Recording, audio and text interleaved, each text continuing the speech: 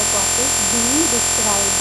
Hence, every little detail has to be written. This type of writing is distinct in terms of purpose, design, and function of language. Techniques which can be used in writing activity जैसे आप ये क्या क्या इसमें use देखते हैं कि आप लिख सकते हैं। तो ये एक्सप्लेनेशन ऑफ अ प्रोसेस मतलब एक्सप्लेन करना का प्रोसेस लिख सकते हैं आप। यूज ऑफ एग्जाम्पल, आपको एग्जाम्पल देने हैं इसको लिखने के लिए। Origin in support of a statement देने हैं। कंपैरिजन एंड कॉन्ट्रास्ट भी होना चाहिए। क्लासिफिकेशन होनी चाहिए। वो स्टेटमेंट होनी चाहिए। डेफिनेशन अगर आप देते हैं तो अच्छे से पूरा वो एक ऐसे टाइप अच्छे से बन सकता है आपका बताने का तरीका। एनालॉजी होनी चाहिए। कॉज एंड इफेक्ट भी अगर आप बताएंगे एनालिस्ट होना चाहिए। तो ये एक बहुत ही इम्पोर्टेंट टॉपिक है, ये भी पूछा जाता है। तो आपको आई होप आपको ये वाला भी समझ में आया होगा। अब देखते हैं हम नेक्स्ट। अब है हमारा नेक्स्ट पर्सुएसिव राइटिंग। तो ये भी पूछा जाता है। आपके चार फॉर्म्स हैं। तो ये मतलब आर्गुमेंट भी है, लेकिन यहाँ पे मैं चार ही दिखा रही हूँ। आर्गुमेंट भी मतलब पर्सुएटिव के चीज़ से मतलब उससे मिलता जुलता होता है, तो वो मैं आपको ऐसे ही बता दूंगी, ठीक है। This type of writing is all about trying to convince the reader to change their opinions and sway them with logic, morals, appeals and emotional language। तो यहाँ पे ऐसी टाइपिंग की जो मतलब इसकी राइटिंग होती है जो कि लॉजिकली बताता है, मोरल, उसकी अपील्स, उसके इमोशनल लैंग्वेज जो है वो सब इसमें बताता है। The author plays an argument before the reader and then tries to convince them। तो ये भी एक आर्गुमेंट ही, इसको आर्गुमेंट भी बोलते हैं, ठीक है। तो अगर आपको वहाँ पे आर्गुमेंट पूछा होगा तो आप ये वाला भी लिख लिख के आ जाओगे, तो कोई दिक्कत नहीं है। पर सिर्फ आपको ध्यान रखना है कि आर्गुमेंट का थोड़ा सा मतलब आपको पता है आर्गुमेंट किस तरह से होता है। ये देखिए, it also involve convincing the reader to perform an action. Effective persuasion in the written form is accomplished through a combination of clearly expressed position that is supported by various example and evidence, the element that can build an effective persuasive paragraph or the following। तो ये सब चीज़ें मतलब वो क्या होता है कि आप वो टॉपिक मतलब जिस टॉपिक पे आप बहस कर रहे हैं वो आपका जो है आप पे आपका जो टॉपिक है वो आपको मतलब आर्ग्यू करना है। लेकिन कहीं अगर आप सही करते हैं गलत करते हैं, लेकिन आर्गुमेंट ये होता है कि आप बहस कर रहे हैं और उसमें जीत रहे हैं, मतलब आप हार नहीं मानते हैं अंत तक, ठीक है। ये चीज़ मतलब आर्गुमेंट होता है, हम किसी से आर्गू करते हैं और कई बार हम गलत भी होते हैं, कई बार सही भी होते हैं। तो ये आपको ध्यान में रखना है।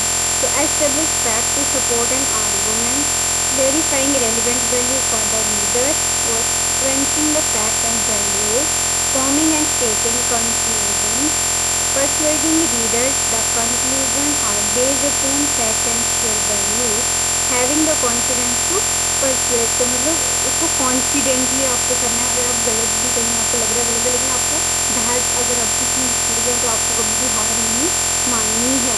कॉन्फिडेंट होना चाहिए। कॉन्फिडेंटली अगर आप कहते हैं तो वो एक अगले वाले पे भी इम्प्रेशन पड़ता है। तो स्ट्रेटजीज टू राइट स्ट्रेटजीज क्या क्या है लिखने की। Using repetition, using metaphors, analogic must relate writing to something that the reader can relate to so that accompanies in anyway।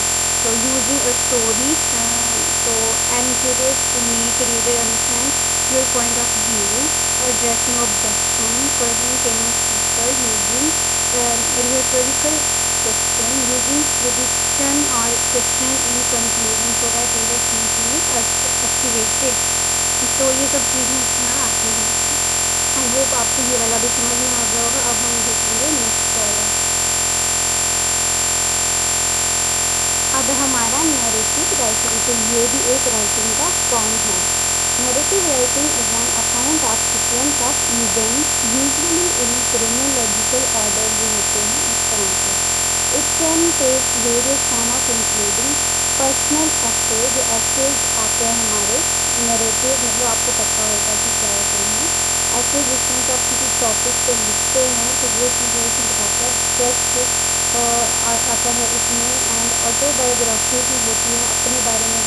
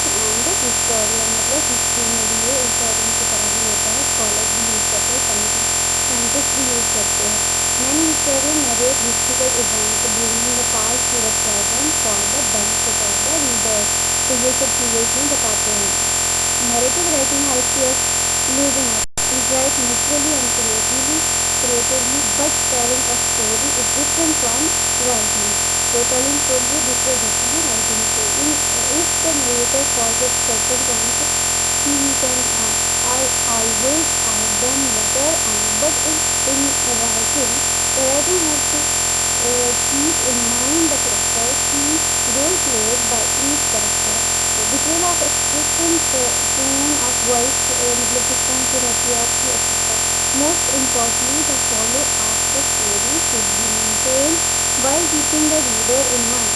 A completely developed narrative fiction has a central theme that is introduced at the beginning, followed by its development and eventful middle and memorable end.